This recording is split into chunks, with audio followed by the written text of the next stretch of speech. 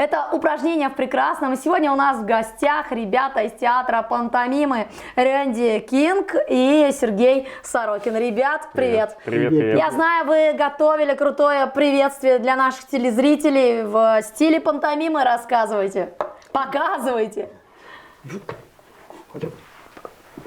Так.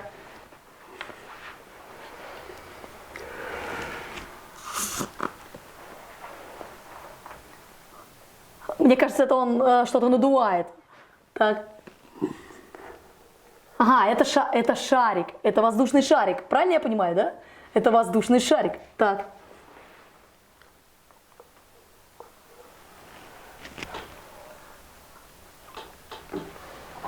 Так, улетел. Угу.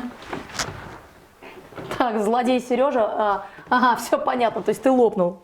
Да, я вижу его. Спасибо, это лучший подарок за этот день. Спасибо, ребята. Но рассказывайте, вы приехали из Шатора. Я хочу пояснить, что на самом деле ребята занимаются не только пантомимой, они еще и ходулисты, живые статуи, если правильно, да? Вы были ходулистами буквально недавно в Шатуре и знаю, что всех поразили. Рассказывайте. Есть такое дело.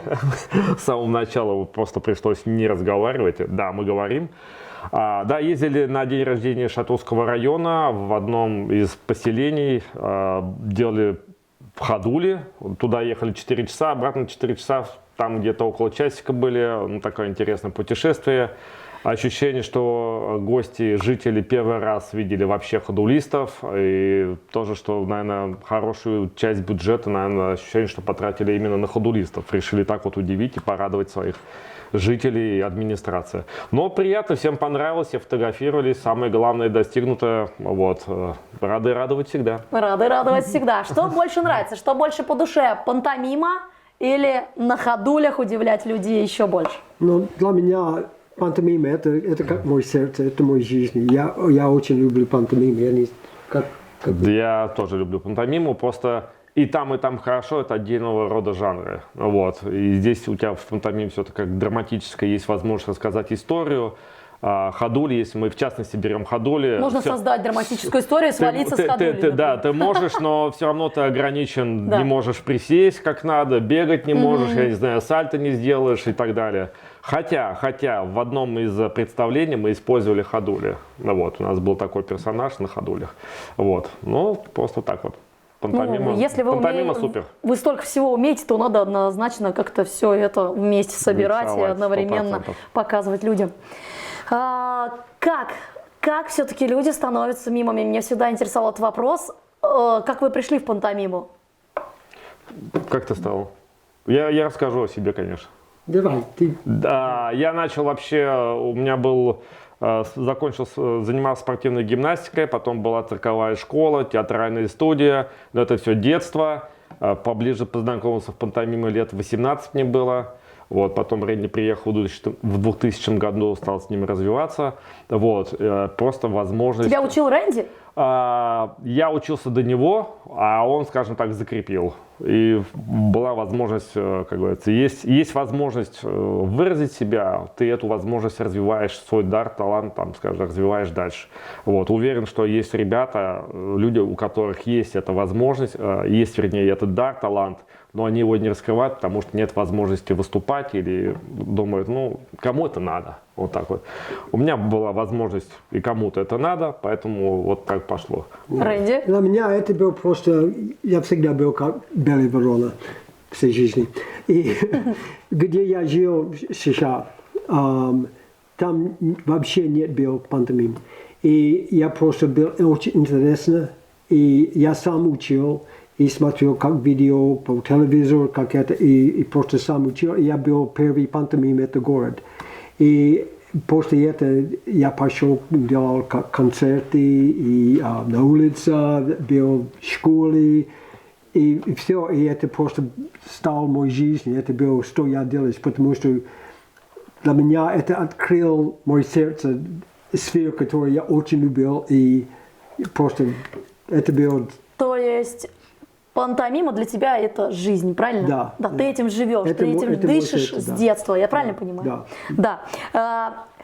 Где Вообще, вот если в нашем городе, например, можно научиться пантомиме, и вы вообще как, готовы принимать новичков?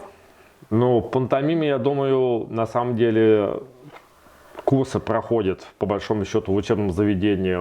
У училища культуры у нас есть, учат на актеров ребят. Есть у них, нас также приглашали не один раз туда именно делать мастер-классы по пантомиме, вот, в части актерского мастерства. Вот. Выделенной как бы студии такой нет, что вот именно там учат пантомиму. Но с периодичностью, поскольку у нас есть возможность делать с периодичностью шоу пантомимы, то в филармонии, то дворец искусств, то еще где-то на каких-то площадках, вот, делаем набор, кто желает, желающие, пожалуйста, приходите. И под этот проект, то есть мы делаем представление. Как бы отдельной студии на данный момент нет. А вот как вы считаете, ведь вы же, получается, при помощи пантомим, да, общаетесь жестами с людьми, да, а вот вы как считаете, людям удобнее и комфортнее все-таки видеть жесты или все-таки смотреть привычный, допустим, спектакль в театре, или это совершенно разные жанры, и этот вопрос здесь неуместен? Но для чего себя лишать, допустим, возможности общаться с людьми? Ведь можно выйти, обыграть ту же, например, веселую или драматическую роль еще и путем голоса, да? А здесь только жестами, как вы считаете? Я просто думаю, что пантомима без слов, история без слов и театр со словами просто разные вещи. Вот. Хотя основа, скажем, театральных действий со словами, она имеет в себе основу пантомимы. Ну, как бы это ни звучало. То есть представление правильно, ты так думаешь, что... Ты так думаешь? Ты так думаешь, что некоторые думают, что здесь разговорный жанр и театр классического здесь, пантомима где-то вот здесь. Просто она как бы лишена, образно говоря, слов. Значит, это лучше, чем здесь. Но эмоции там тоже есть, правильно? Да, ну эмоции здесь, эмоции здесь. Но... Пантомим это как база. Это база все театра. Но получается, что вот так вот, наоборот у тебя, что пантомим это база, на которой у тебя строится все остальное. То есть, если ты не научишься работать жестами, мимикой лица, то ты не сможешь, в принципе, голос здесь уже быть не важен. Правильно я понимаю? Ты можешь, но много актеров всех мира, они Учатся, да. учат пантомима. Потому что через пантомиму ты понимаешь, как эмоция будет на тело, как эмоция будет на лицо. И это не просто слово, потому что ты можешь быть как angry. Злой. И ты будешь как я как это. Нет, ты понимаешь, тебе надо. Понимаешь? И пантомим это главный баз всех театра. Правильно понимаю, чтобы войти в образ, изначально надо войти в образ телом, да? Правильно? Ну да, получается так. Ты сначала. Ну, хорошая аллегория, допустим, музыка и песня. Ты готов слушать всегда акапельное звучание? Вот только вот всегда. Всегда нет. Всегда нет. Но есть музыка, да? Конечно. И она у тебя дополняет. Она у тебя по большому счету Еще сейчас. смотри, какое акапельное пение, Да, знаешь, оно бывает. становится базой. И у тебя просто одно без другого как-то не идет. То же самое как бы и пантомима, и театральное искусство. Есть как бы база, основа выражения, язык тела, жесты, дополняет человек голосом, и получается красивая картинка, получается красивые действия.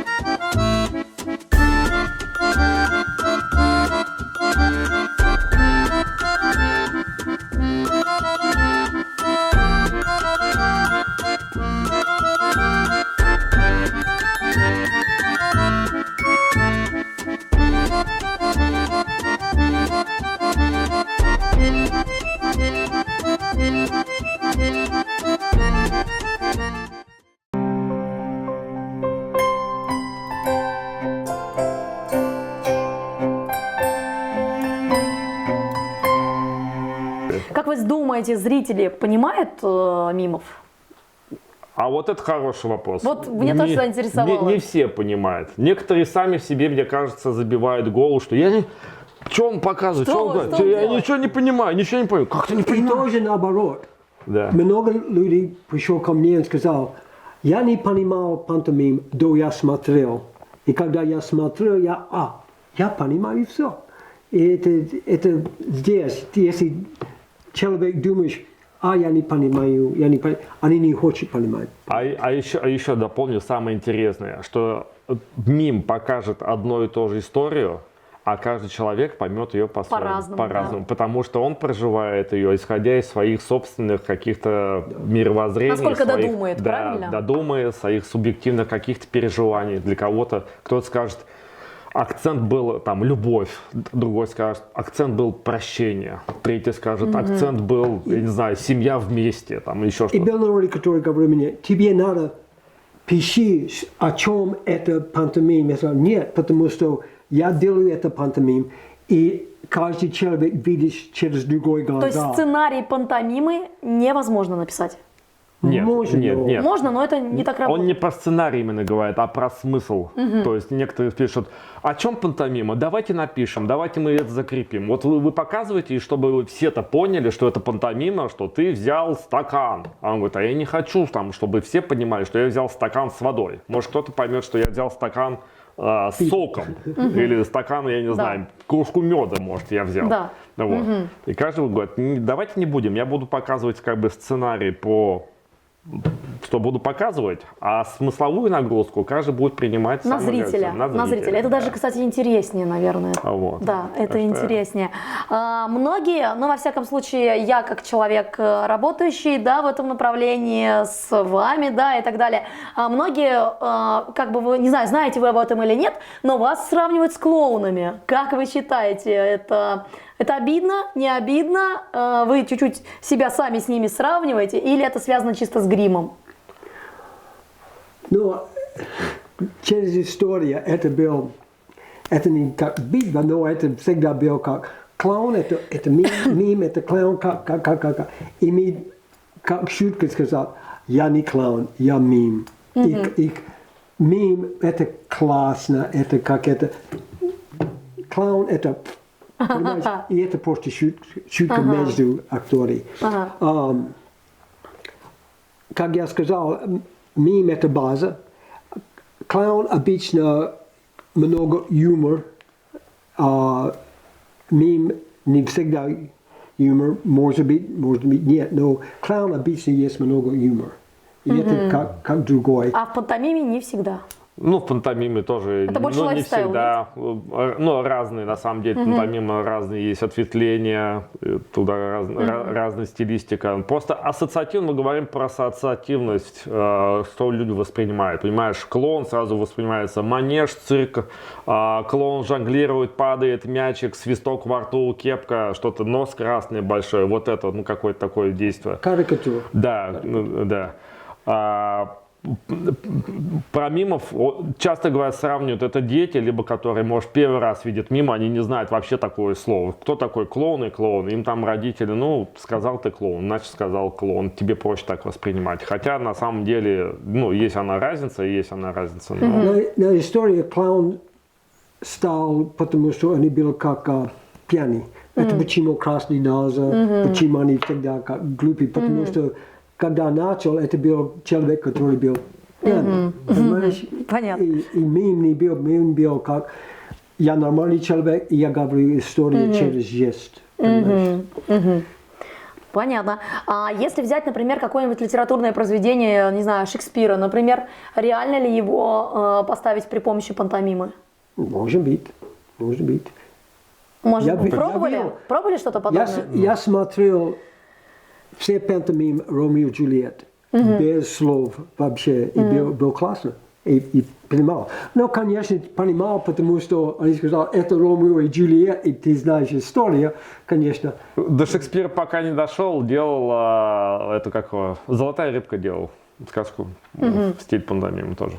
была возможность. Это Как было раз детское представление, да, Польша? Это в Ивановском интердоме был тоже там типа фестиваль или что-то такое есть, какие-то были задания, что вот, и мы прямо с группой ребят делали, там, наверное, человек участвовал, человек 15, наверное, 20, и вот прям сказку показывали буквально, вот они хорошо справились, молодцы. Если взять мимов в Иванове, востребован этот жанр, ну, для зрителей? Да, я думаю, да. Тут Вполне. ивановцы любят. Ивановцы любят, да. Да. Иваново за мимов. Где нам можно посмотреть ваше выступление? Как? Куда можно прийти? Может быть какие-то... Или вы где-то какие-то афиши вывешиваете, когда у вас... Сейчас с афишами сложнее вывешивать. Я просто вспоминаю первые года, 2000 год, когда мы с ним ходили, клеили-то афиши, можно было разрешено там на столбы, и мы в мороз, в минус 20 там склеим, руки мерзнут. Вот сейчас все это дело ушло в соцсети, значит, туда ушло. Вот, просто следить за новостями. Мы, конечно, Все, Рэнди Кинг, Сергей Сорокин, да, в социальных у нас, сетях, у нас, когда есть возможность, мы обязательно же всегда как бы мимо не пройдете, увидите. Мимо не пройти. Мимо не пройти. Да, Рэнди, ты не так давно был у Андрея Малахова на передаче как иностранец, который живет в России. Да. Правильно я понимаю? Да. Там ты выступал мимом. Как тебе? Только я был мим. Там был другой актер и сингер, Певцы. Ага. Мне понравилось, но это для меня было трудно понимать все, потому что все были быстро. Потому что быстро говорят. Да, время Тебе ограничено. надо со мной пообщаться, ты будешь быстро все понимать.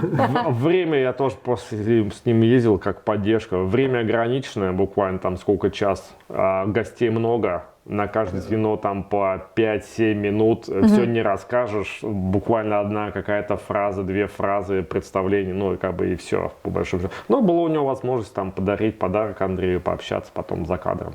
Как Андрей, как он по общению?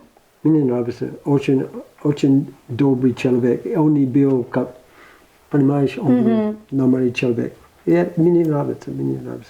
Говорил с ним, и когда Гаврил был, как Гаврился друг, понимаешь, не был как, ой, это был просто человек, просто мужчина. Часто у нас в Иванове артисты, кроме того, что занимаются творчеством, чем-то еще занимаются, кроме этого.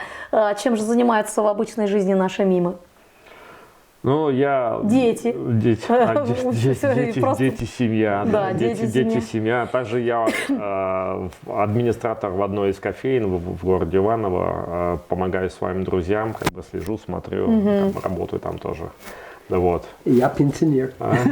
Ты уже пенсионер, но ты не Но выглядишь. он на месте все равно не сидит. Сейчас новый проект будет делать костюмы, которые, в принципе, постоянно. Он то картины Давайте рисует. чуть-чуть про новый проект. Давайте чуть-чуть про новый проект. А что, новый проект Так. это костюмы, это Так. все заново, это подбор тканей, подбор эскиз, это новогоднему готовитесь? конструирование одежды. Сейчас я работаю новые выступления. Сейчас есть музыка и все вместе. И начал говорить человек, который я хочу, будет это вместе. Да, параллельно тоже сейчас готовим другое представление, это не представление пантомимы, мы делаем тоже рождественский спектакль для детей, вот, про бременских музыкантов. Но плавненько наша программа подходит к завершению. Думаю, зрителям было очень интересно. Давайте что-то пожелаем нашим телезрителям. Спасибо всем большое, что вы у нас есть, мы у вас есть. Хочу пожелать, как всегда, хорошего настроения, здоровья, творческих, значит, каких-то новшеств. Не бойтесь себя реализовывать. Идите за мечтой. Вот. Вас любим. Да. Я согласен. Это было упражнение в прекрасном. Сергей Сорокин и Рэнди Кинг были с нами.